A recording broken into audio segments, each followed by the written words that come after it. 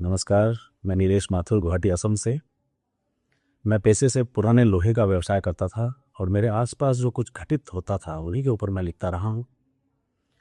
मारवाड़ी सम्मेलन गुवाहाटी शाखा द्वारा आयोजित स्वरचित काव्य पाठ प्रतियोगिता के प्रतियोगी के रूप में आज मैं अपनी एक कविता प्रस्तुत कर रहा हूँ जिसका शीर्षक है कबाड़ी की कविता।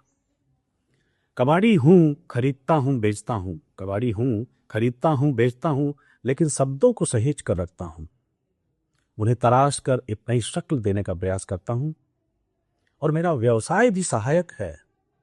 कभी कभी हथौड़े की आवाज और मजदूर का पसीना भी शब्द देते हैं मुझे। कभी कभी हथौड़े की आवाज और मजदूर का पसीना भी शब्द देते हैं मुझे। इंसान का पिघलना तो नहीं, लेकिन लोहे का गलना अक्सर देखता हूं। इंसान का पिघलना तो नहीं, लेकिन लोहे का गलना अक्सर देखता हूं। ट्रक के घूमते पहिए में जीवन की गति देखता हूं और पंचर टायर में जीवन का यथार्थ नजर आता है।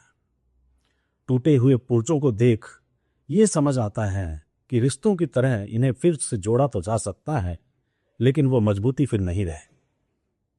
रेल की पुरानी पटरियां बताती है मुझे रेल की पुरानी पटरियां बताती है मुझे कि सहना क्या होता है।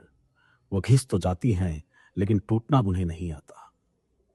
छैनी पर हथौड़े की चोट को छैनी पर हथौड़े की चोट को और हथौड़ा चलाते हाथों को बहुत नजदीक से देखा है। मैंने देखी है उन हाथों की मजबूती। मैंने देखी है उन हाथों की मजबूती। मैंने देखा है उन मजबूत कंधों को जो उठाते हैं खुद से भी ज्यादा भार, लेकिन झुकते नहीं। सचमुच मैं कबाड़ी हूं। हर पुरानी चीज की कद्र जानता हूं, पुराने रिश्तों को निभाता हूं, पुराने दोस्तों को पहचानता हूं। हाँ, मैं कबाड़ी हूं। सब कुछ खरीद और बेच सकता हूं।